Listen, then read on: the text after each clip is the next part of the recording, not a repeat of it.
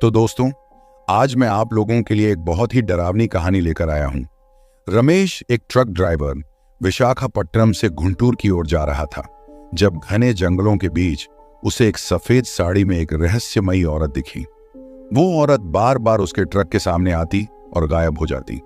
जैसे जैसे उसकी यात्रा आगे बढ़ती गई, वो औरत ट्रक के अंदर आकर रमेश को घूरने लगी और हर बार उसकी उपस्थिति और भी खौफनाक हो जाती।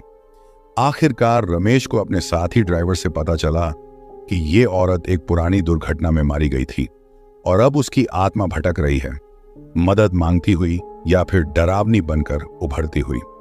तो दोस्तों, कहानी शुरू करने से पहले मुझे आपसे एक छोटी सी रिक्वेस्ट है कि अगर आप लोग मेरे चैनल पर नए हैं तो मेरे चैनल को सब्सक्राइब करें और मेरी वीडियो को लाइक करें। तो चलिए दोस्तों, बिना समय बर्बाद किए कहानी शुरू करते हैं। मैं एक ट्रक ड्राइवर हूं, नाम रमेश, और यह घटना आंध्र प्रदेश के रास्तों पर घटी। उस रात मैं विशाखापट्टनम से गुंटूर की ओर जा रहा था। रात के करीब 2 बजे थे। रास्ते में घना जंगल था और दूर दूर तक कोई इंसान नजर नहीं आ रहा था। उस दिन मौसम भी अजीब था, न तो पूरी तरह से ठंड और न ही गर्मी, लेकिन हवा में एक अजीब सा सन्नाटा था। मैंने सोचा था कि यह रास्ता जल्दी पार हो जाएगा, पर जैसे जैसे आगे बढ़ता गया, मेरे ट्रक के सामने बार बार अजीब अजीब आवाजें आने लगी। पहले मैंने सोचा कि ये मेरी थकान की वजह से है। ट्रक चलाते वक्त अक्सर ऐसा होता है कि लंबे सफर में थकान के कारण कुछ भ्रम हो जाते हैं, पर धीरे धीरे वो आवाजें तेज होने लगी। फिर अचानक मेरे ट्रक के सामने एक औरत आ गई, सफेद साड़ी में। मैंने तेजी से ब्रेक मारे, पर जैसे ही ट्रक रुका, वो औरत गायब हो गई। मेरा दिल तेजी से धड़कने लगा। मैंने ब्रेक तो लगा दिए थे, लेकिन दिल की धड़कनें और तेज हो गई थीं। सड़क पूरी तरह खाली थी और सामने दूर तक कोई भी नजर नहीं आ रहा था। एक पल के लिए मैंने सोचा कि ये मेरी नजरों का धोखा था। शायद थकान की वजह से मैंने कुछ गलत देखा होगा, लेकिन शरीर में अजीब सी सिहरन हो रही थी, जैसे कुछ गलत होने वाला हो। मैंने खुद को संभाला और ट्रक फिर से चलाने की कोशिश की। ट्रक स्टार्ट तो हो गया, लेकिन उसे चलाते वक्त मेरे हाथ कांप रहे थे। रास्ता बहुत लंबा था और जंगल की गहराई में मैं धीरे धीरे आगे बढ़ रहा था। हर तरफ सन्नाटा था और सिर्फ ट्रक के इंजन की गड़गड़ाहट सुनाई दे रही थी। जैसे जैसे मैं आगे बढ़ रहा था, हवा अचानक तेज चलने लगी।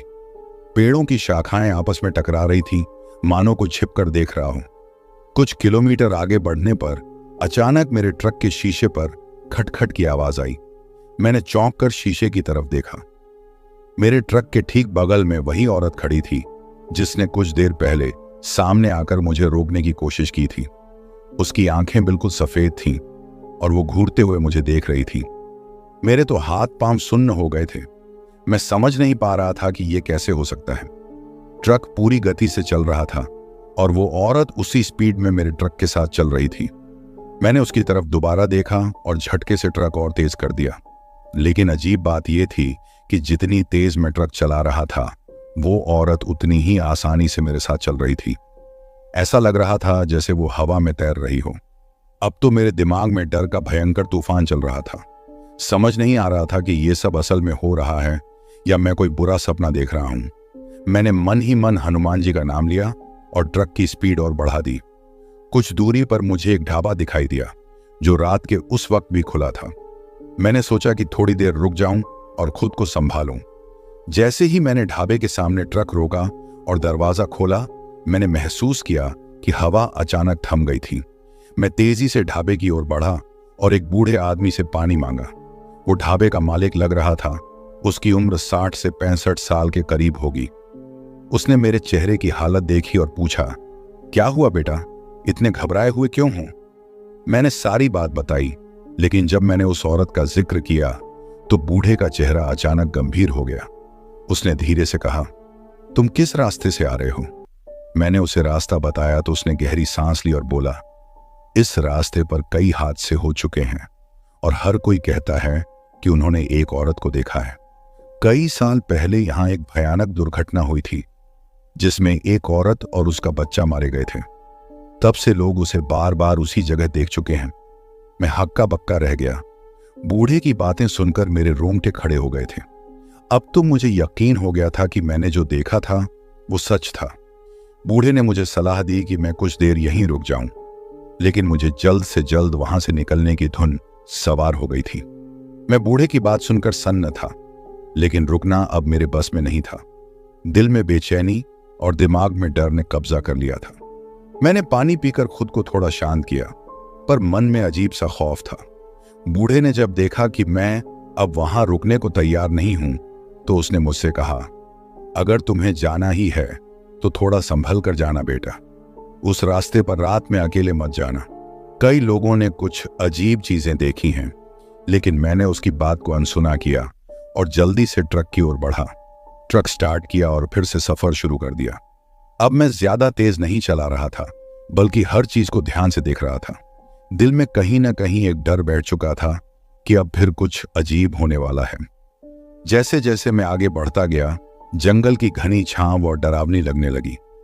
रास्ता ऐसा लग रहा था जैसे कभी खत्म नहीं होगा।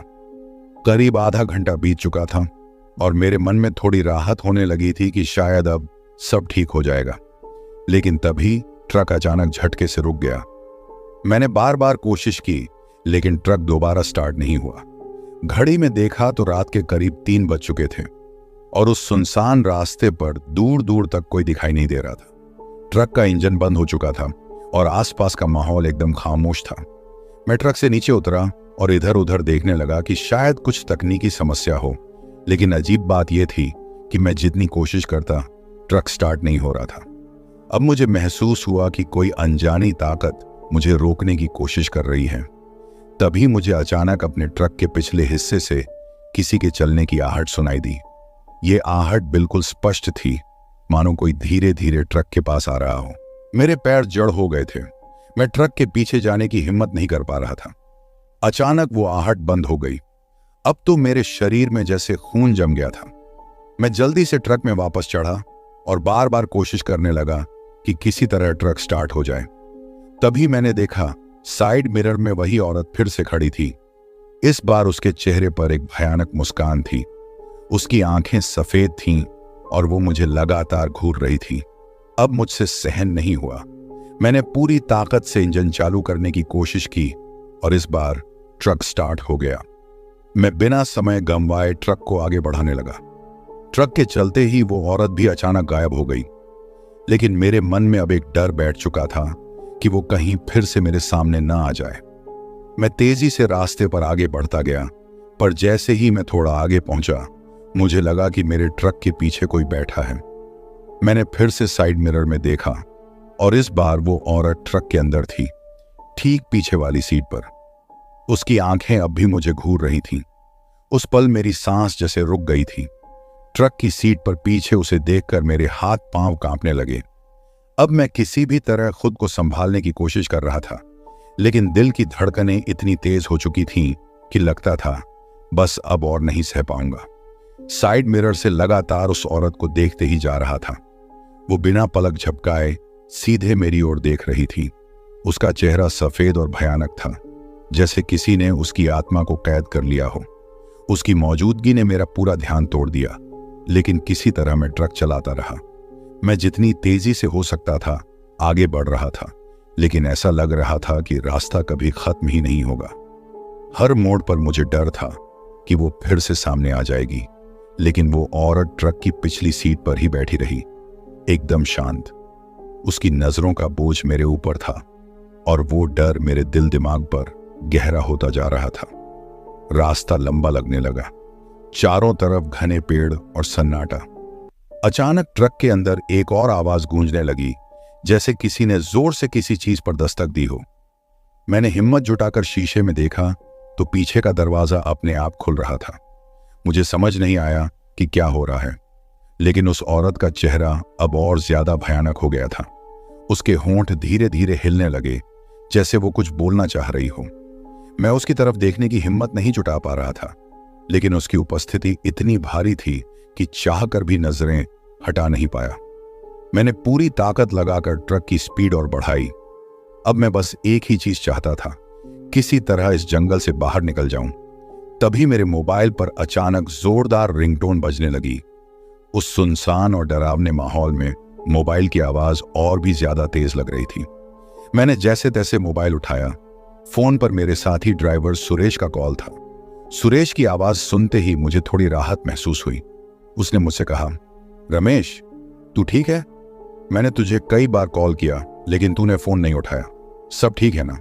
मैंने हाँ में जवाब दिया, लेकिन सुरेश ने तुरंत कहा, तू उसी रास्ते पर तो नहीं जा रहा है जहां पिछले साल मेरा एक्सीडेंट हुआ था? उसकी बात सुनते ही मेरे दिमाग में पिछले साल की वो घटना ताजा हो गई। सुरेश भी इसी रास्ते से ट्रक चला रहा था जब उसका भयानक एक्सीडेंट हुआ था। उसने बताया था कि उसे भी रास्ते में एक औरत दिखाई दी थी और उसने भी वही डरावनी चीजें महसूस की थी। उसका ट्रक एक पेड़ से टकरा गया था और वो बाल बाल बचा था। उस वक्त उसने ये बातें किसी और को नहीं बताई थी, सिर्फ मुझे ही बताया था। सुरेश की आवाज में भी डर था। रमेश, अगर तू उस रास्ते पर है तो अभी रुक जा और वापस लौटा। मैंने तुझे बताया था ना, उस जगह पर कुछ ठीक नहीं है। सुरेश की बात सुनकर मेरी हालत और खराब हो गई। अब मुझे यकीन हो गया था कि जो कुछ भी हो रहा था वो सिर्फ एक भ्रम नहीं था। मैं फौरन ट्रक को रोकने की सोचने लगा, लेकिन तभी फिर से वही दस्तक सुनाई दी। इस बार वो और ज्यादा जोरदार थी। मैंने फिर से पीछे देखा और देखा कि अब वो औरत धीरे धीरे खड़ी हो रही थी। उसकी आंखें अब काली हो चुकी थी और वो धीरे धीरे मेरे करीब आ रही थी। मेरे हाथ से ट्रक का स्टीयरिंग छूटते छूटते बचा। डर अब हद से पार हो चुका था। वो औरत धीरे धीरे मेरी तरफ बढ़ रही थी और मेरी सांस जैसे थम सी गई थी। उसके पैर जमीन पर नहीं थे, मानो हवा में तैरते हुए वो मेरे करीब आ रही हो। मैंने अपनी पूरी ताकत लगाकर ट्रक को नियंत्रित किया, लेकिन उसका चेहरा बेहद करीब था। उसकी आंखें मेरी आंखों में जैसे घूर रही थीं और मैं बस उसे देखता रह गया। उसके चेहरे पर कोई भाव नहीं था, बस एक अजीब सी ठंडक और डर। मैंने हिम्मत जुटाकर एक झटके में अपनी नजरें हटाई और पूरे जोर से ट्रक की स्पीड बढ़ाई। अब मैं कुछ भी करके वहां से भागना चाहता था। मुझे कुछ समझ नहीं आ रहा था। ये कौन थी, क्यों मेरे पीछे पड़ी थी और मैं इससे कैसे बच सकता था? लेकिन जैसे ही ट्रक की स्पीड बढ़ाई, सामने से अचानक घने धुएं जैसा कुछ दिखा। मुझे कुछ नजर नहीं आ रहा था। अजीब सा काला धुआं, जैसे कोई रास्ता रोक रहा हो। मैंने ब्रेक मारे, लेकिन धुआं हटने का नाम नहीं ले रहा था। मैं समझ नहीं पा रहा था कि अब क्या करना चाहिए। तभी अचानक ट्रक के अंदर की लाइट एकदम से बुझ गई और सब कुछ अंधेरे में डूब गया। अब वो औरत कहाँ थी? मुझे कुछ नहीं दिख रहा था। चारों तरफ एक गहरा सन्नाटा और घुप अंधेरा। मैं ट्रक में अकेला बैठा था, या शायद अकेला नहीं था। दिल की धड़कनें इतनी तेज हो चुकी थीं कि मुझे अपने ही दिल की आवाज साफ सुनाई दे रही थी। कुछ ही पलों बाद एक ठंडी हवा का झोंका आया और मुझे महसूस हुआ कि कोई मेरे पास खड़ा है। मैंने धीरे धीरे सिर घुमाया और फिर वही औरत मेरे ठीक बगल में खड़ी थी। उसकी सफेद साड़ी हवा में लहरा रही थी और उसका चेहरा अब बेहद नजदीक था। उसकी सांसें ठंडी और भारी थीं, जैसे किसी ने उसे जकड़ रखा हो। उसके होंठ हिले और उसने धीमी आवाज में कहा, तुम मुझे यहां से नहीं ले जा सकते। उसकी आवाज सुनते ही मेरे रोंगटे खड़े हो गए। मेरे हाथ पांव कांपने लगे और मैं कुछ भी सोचने समझने की हालत में नहीं था। मैंने तुरंत ट्रक को रिवर्स में डाला और पूरी स्पीड से पीछे जाने की कोशिश की। ट्रक का इंजन अब जोर जोर से गरजने लगा था, लेकिन तभी अचानक पीछे से एक जोरदार आवाज आई, जैसे कुछ भारी चीज से टकरा गया हो। मैंने ट्रक को रोक दिया और पीछे देखने की कोशिश की, पर अंधेरा इतना घना था कि कुछ भी दिखाई नहीं दे रहा था। मैंने धीरे धीरे ट्रक से बाहर निकलने का मन बनाया, लेकिन बाहर की हवा भी इतनी भारी और अजीब थी कि सांस लेना मुश्किल हो रहा था। जब मैंने हिम्मत करके ट्रक के बाहर कदम रखा तो अचानक मुझे एक जोरदार ठोकर लगी और मैं जमीन पर गिर पड़ा। जमीन पर गिरते ही मेरे चारों तरफ अजीब सी आवाजें आने लगी, जैसे कई लोग एक साथ बुदबुदा रहे हों। मैंने जल्दी से उठने की कोशिश की, लेकिन मेरा शरीर जैसे सुन्न हो गया था। तभी एक हल्की सी रोशनी दिखाई दी, दूर कहीं से आती हुई। वो रोशनी धीरे धीरे मेरी ओर बढ़ रही थी और जैसे ही वो पास आई, मैंने देखा कि वो एक ट्रक था। मैं तेजी से उठा और उसकी ओर दौड़ा। जब ट्रक मेरे पास आकर रुका तो मैंने देखा कि वो मेरा ही पुराना साथी सुरेश था, जिसने मुझे फोन किया था। उसकी आंखों में घबराहट थी। उसने फौरन मुझे ट्रक में खींचा और कहा, जल्दी बैठ, यहां से तुरंत निकलते हैं। हमने बिना कोई वक्त गंवाए वहां से निकलने की कोशिश की। सुरेश ने ट्रक को स्टार्ट किया और पूरी रफ्तार से उस जगह से दूर भागने लगा। मैंने उसे सारी बातें बताईं, लेकिन उसने एक भी शब्द नहीं कहा, बस ट्रक चलाता रहा। उसकी आंखों में डर साफ नजर आ रहा था।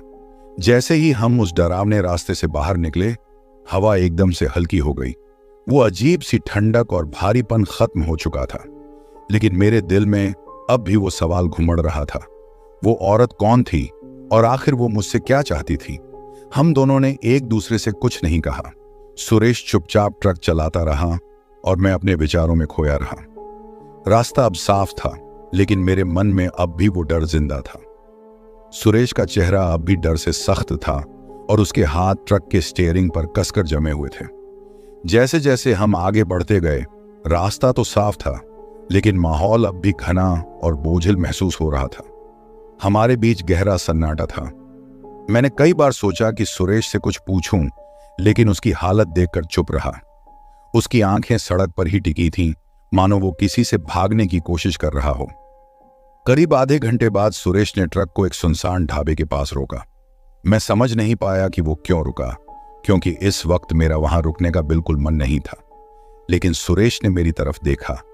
उसकी आंखों में घबराहट और गंभीरता थी। उसने धीरे धीरे कहा, तुम समझ नहीं रहे रमेश, ये वही जगह है जहां मैंने 1 साल पहले देखा था उसे, और आज फिर से वो सामने आई है। मैंने घबराते हुए कहा, तुम किस बारे में बात कर रहे हो सुरेश? क्या वही औरत? उसने गहरी सांस ली और बिना मेरी ओर देखे बोला, हाँ वही। मैं जानता था कि इस रास्ते पर कुछ अजीब है। ये औरत मरने के बाद से ही यहां भटक रही है। पिछले साल जब मेरा एक्सीडेंट हुआ था, तब मैंने भी उसे देखा था। वो तुम्हें तब तक नहीं छोड़ेगी जब तक उसकी कहानी पूरी नहीं हो जाती। मेरे शरीर में ठंडक सी दौड़ गई।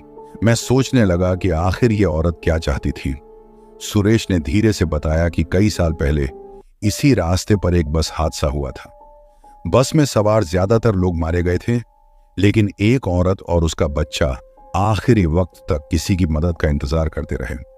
जब कोई मदद नहीं आई तो उस औरत ने वहीं पर दम तोड़ दिया। लेकिन कहते हैं कि उसकी आत्मा आज भी अपने बच्चे के साथ इस रास्ते पर भटकती है, किसी से मदद की गुहार लगाती हुई। सुरेश की बातें सुनते ही मेरा दिल और तेजी से धड़कने लगा। उस औरत के चेहरे की तस्वीर मेरे दिमाग में बार बार उभर रही थी। क्या ये वही औरत थी? क्या वो मुझसे कुछ कहना चाहती थी? लेकिन फिर मैंने सोचा कि अगर वो मदद मांग रही थी तो उसने इतना डर क्यों पैदा किया? मैंने सुरेश से यह सवाल पूछा तो उसने जवाब दिया, उसकी आत्मा शायद अब भटक चुकी है।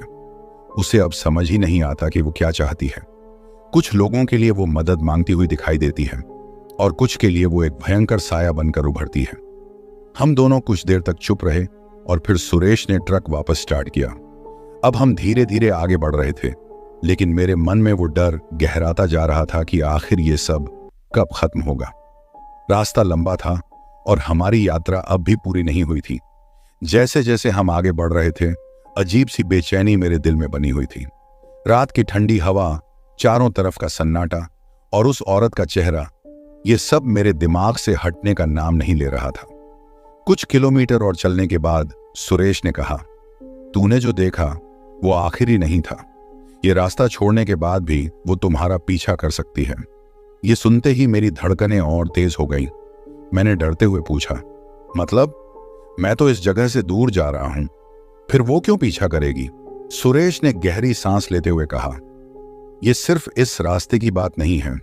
जिनसे वो एक बार मिल चुकी होती है, उन्हें वो कभी छोड़ती नहीं। अगर उसने तुम्हें देख लिया है तो वो तुम्हारे सपनों में, तुम्हारी हर रोज की जिंदगी में दाखिल हो सकती है। सुरेश की बातें सुनकर अब तो मेरी हिम्मत पूरी तरह जवाब दे चुकी थी। मैंने उसे रोकने की कोशिश की, कहा, मुझे कुछ भी समझ नहीं आ रहा, मैं तो सिर्फ अपना काम कर रहा था। सुरेश ने गहरी नजरों से मुझे देखा और बोला, यही बात है रमेश, कोई भी समझ नहीं पाता कि वो आखिर क्यों चुनती है। एक बार जब वो तुम्हें देख लेती है तो उसके बाद तुम्हारा पीछा करना शुरू कर देती है। तुम जहां भी जाओगे वो वहां होगी। अब मेरे मन में सिर्फ डर था, एक अनजाना खौफ जो मुझे अंदर से खा रहा था। क्या सच में वो औरत मुझे कभी नहीं छोड़ेगी? सुरेश की बात सुनकर मैं पूरी तरह से सन्न रह गया था। मेरे दिमाग में अब बस एक ही सवाल गूंज रहा था, क्या वो औरत सचमुच मेरा पीछा करेगी? क्या मैं उसकी पकड़ से कभी छूट भी पाऊंगा? मेरे भीतर की बेचैनी अब डर में तब्दील हो चुकी थी। ट्रक आगे बढ़ रहा था, लेकिन मेरी धड़कनें तेज होती जा रही थीं। रात के सन्नाटे में दूर तक सिर्फ ट्रक की आवाज ही गूंज रही थी। आसपास का माहौल एकदम शांत, पेड़ पौधों की सिसकती आवाज और हवा का तेज झोंका। सुरेश भी चुप था, लेकिन उसकी आंखों में डर साफ झलक रहा था। मैंने कई बार चाहा कि उसे और पूछूं, लेकिन मेरे पास सवाल भी खत्म हो चुके थे। ऐसा लग रहा था कि जितना मैं सोचने की कोशिश कर रहा हूं, उतनी ही गहरी खाई में गिरता जा रहा हूं। थोड़ी देर बाद सुरेश ने अचानक ट्रक रोक दिया। मैंने पूछा, क्यों रुके?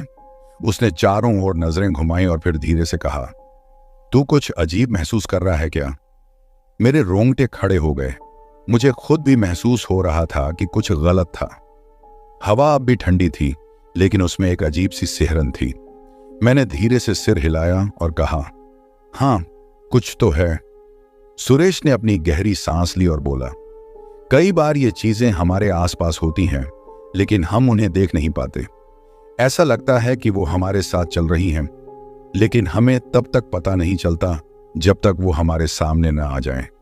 उसकी बातों से मेरी हालत और खराब हो रही थी। मैंने उसकी ओर देखा और फिर खिड़की के बाहर झांका। रात गहरी हो चुकी थी और आसपास का घना अंधेरा जैसे मुझे निगलने की कोशिश कर रहा था। तभी मुझे अचानक से वही दस्तक की आवाज सुनाई दी। ये वही आवाज थी जो मैंने पहले ट्रक में सुनी थी। मेरे शरीर में ठंड दौड़ गई। मैंने तुरंत साइड मिरर देखा, लेकिन कुछ नजर नहीं आया। फिर भी वो आवाज साफ थी, मानो किसी ने ट्रक के पिछले हिस्से पर दस्तक दी हो। मैंने कांपती आवाज में सुरेश से कहा, तूने भी सुनी ये आवाज? सुरेश की आंखों में फिर से वही डर दिखाई दिया। उसने बिना कुछ बोले ट्रक स्टार्ट किया और तेजी से आगे बढ़ने लगा। उसकी आंखें अब सामने की सड़क पर नहीं, बल्कि बार बार साइड मिरर में जा रही थी। ऐसा लग रहा था कि वो किसी चीज से भागने की कोशिश कर रहा है, और मैं अब पूरी तरह से उसकी बातों पर यकीन करने लगा था। जैसे ही ट्रक थोड़ी दूर और बढ़ा, मैंने फिर से पीछे की सीट पर वही औरत देखी। इस बार उसकी शक्ल और ज्यादा डरावनी हो चुकी थी। उसकी आंखें गहरी काली हो गई थीं और उसके होंठ नीले। उसने मुझे सीधा देखा और इस बार उसकी आंखों में कुछ ऐसा था जिसे देखकर मेरी हिम्मत एकदम टूट गई। वो धीरे धीरे मेरी तरफ बढ़ने लगी। मैं बुरी तरह कांपने लगा। सुरेश ने जब देखा कि मैं उसे देख रहा हूं, तो उसने तुरंत ट्रक को एक किनारे रोक दिया। हम दोनों तेजी से ट्रक से बाहर कूदे। जैसे ही हम बाहर निकले, ट्रक के अंदर की लाइट फिर से बंद हो गई। हमने कुछ देर तक एक दूसरे को देखा और फिर वो आवाज फिर से आई। अब ट्रक के दरवाजे पर दस्तक हो रही थी। सुरेश ने घबराते हुए कहा, रमेश, अब हमें यहां से निकलना होगा। ये जगह अब सेफ नहीं है। मैंने सिर हिलाया, लेकिन मेरे पैर अब आगे बढ़ने की हिम्मत नहीं जुटा पा रहे थे। मुझे लग रहा था कि अगर मैंने कदम बढ़ाया तो वो औरत मुझे पकड़ लेगी। सुरेश ने मेरा हाथ पकड़ा और जोर से खींचा। चल, ये वक्त सोचने का नहीं है। हमने दौड़ना शुरू किया, लेकिन अजीब बात यह थी कि हमारे पीछे से उस औरत की हंसी की आवाज आने लगी। वो हंसी इतनी डरावनी थी कि मेरे पैर लड़खड़ाने लगे। ऐसा लग रहा था जैसे वो हमारे बहुत करीब हो, लेकिन जब मैंने पीछे मुड़कर देखा तो वो कहीं नहीं थी। सुरेश भी एक पल के लिए रुका और उसकी घबराई हुई सांसें सुनाई देने लगीं। अब क्या करेंगे? मैंने हाँफते हुए पूछा। सुरेश ने कुछ सोचा, फिर बोला, हमें इस रास्ते से जल्दी दूर जाना होगा। ये जगह हमारे लिए नहीं है। वो हमें यहां पकड़ने की कोशिश कर रही है। हम दोनों ने फिर से दौड़ना शुरू किया, लेकिन हमारे पीछे की वो हंसी और तेज होती जा रही थी। हम दोनों दौड़ते रहे, लेकिन वो हंसी पीछे पीछे चली आ रही थी। चारों तरफ अंधेरा, सुनसान सड़क और हमारे कानों में गूंजती वो डरावनी आवाज। मैं खुद को समझाने की कोशिश कर रहा था कि ये सब कुछ नहीं है, लेकिन हर कदम के साथ मेरी हिम्मत और कमजोर पड़ती जा रही थी। सुरेश ने एक पल के लिए रुककर मेरी ओर देखा। उसकी आंखों में वही डर था जो मेरे अंदर उभर रहा था। हम कुछ देर बाद एक खाली पड़ी चाय की दुकान के पास पहुंचे। वहां एक पुरानी खटिया पड़ी थी और सुरेश ने मुझे इशारा किया कि कुछ देर के लिए रुक जाएं। हम दोनों हांफते हुए उस खटिया पर बैठ गए। हमारे शरीर पसीने से तरबतर हो चुके थे और दिल की धड़कनें अब भी तेज थीं। सुरेश ने धीरे धीरे अपनी सांसों को काबू में लाते हुए कहा, रमेश, हमें यह रास्ता छोड़कर कहीं और जाना चाहिए। ये औरत हमें ऐसे ही नहीं छोड़ने वाली। मैं कुछ समझ नहीं पा रहा था। मन में डर तो था ही, लेकिन एक जिद भी थी कि आखिर ये सब क्यों हो रहा है। मैंने धीरे से सुरेश से पूछा, लेकिन आखिर वो औरत चाहती क्या है? क्या वो हमें मारने की कोशिश कर रही है या कुछ और? सुरेश ने थोड़ी देर सोचा और फिर कहा, कई बार ये आत्माएं सिर्फ इसलिए वापस आती हैं क्योंकि उनके साथ कुछ गलत हुआ होता है। जब तक उन्हें इंसाफ नहीं मिलता या उनका अधूरा काम पूरा नहीं होता, तब तक वो भटकती रहती हैं। मैंने उसकी बात पर गौर किया। क्या सचमुच उस औरत के साथ कोई नाइंसाफी हुई थी? अगर ऐसा था तो क्या वो हमसे मदद मांग रही थी या सिर्फ हमें डराना चाहती थी? ये सवाल मेरे दिमाग में लगातार घूम रहे थे। सुरेश ने मेरे चेहरे के भावों को पढ़ते हुए कहा, रमेश, अब ये सोचने का वक्त नहीं है। हमें जल्द से जल्द इस जगह से निकलना होगा। अगर हम रुकते हैं तो वो हमें पकड़ लेगी। हमने फिर से अपना सफर जारी किया। सड़क अब भी सुनसान थी और हवा में वही अजीब सी ठंडक थी, लेकिन इस बार कुछ अलग था। वो हंसी अब सुनाई नहीं दे रही थी और न ही किसी औरत की छाया दिखाई दे रही थी। फिर भी हम दोनों के दिलों में डर गहरा था कि वो कहीं भी अचानक आ सकती है। करीब 1 घंटे तक और चलने के बाद हम एक छोटे से गांव के पास पहुंचे। गांव में हल्की रोशनी थी और कुछ लोग अपने घरों के बाहर बैठे थे। ये देखकर मेरे मन में थोड़ी राहत आई कि आखिरकार हम एक सुरक्षित जगह पर पहुंच चुके थे। हमने गांव के एक छोटे से ढाबे पर रुकने का फैसला किया, जहां कुछ स्थानीय लोग भी मौजूद थे। हम दोनों ने वहां बैठकर पानी पिया और खुद को थोड़ा संभाला। तभी वहां बैठे एक बुजुर्ग व्यक्ति ने हमें देखा और पूछा, तुम दोनों इतने घबराए हुए क्यों लग रहे हो? क्या हुआ? सुरेश ने उसे पूरी कहानी बताई और उस बुजुर्ग ने ध्यान से सुना। उसने हमारी बातों पर कोई हैरानी नहीं जताई, बल्कि उसने चुपचाप सिर हिलाया और कहा, इस रास्ते पर कई हादसे हुए हैं। जो औरत तुम देख रहे थे वो शायद उसी आत्मा की थी जिसका जिक्र लोग करते हैं। बुजुर्ग ने हमें समझाया कि उस औरत का जीवन बहुत दर्दनाक तरीके से खत्म हुआ था और वो आज भी इंसाफ की तलाश में थी। उसने कहा, अगर तुम उससे भागने की कोशिश करोगे तो वो और जोर से तुम्हारा पीछा करेगी। तुम्हें उसका सामना करना होगा और उसकी मदद करने की कोशिश करनी होगी। शायद तभी वो तुम्हें छोड़ देगी। सुरेश ने मेरी तरफ देखा और बोला, तो क्या हमें फिर से उस रास्ते पर जाना होगा? बुजुर्ग ने कहा, हाँ, लेकिन इस बार उसे समझने और उसकी बात सुनने के लिए। हो सकता है वो तुम्हें कुछ बताना चाह रही हो जो उसकी मुक्ति का रास्ता हो। अब मेरे सामने 2 रास्ते थे, या तो हम भागते रहते या फिर उस औरत का सामना करते। मैंने सुरेश की तरफ देखा और कहा, शायद हमें उसकी मदद करनी चाहिए। सुरेश ने कुछ देर सोचा, फिर हामी भरी। हमने तय किया कि अगली रात हम उसी रास्ते पर लौटेंगे। तो दोस्तों, मिलते हैं अगले वीडियो में। तब तक के लिए अलविदा।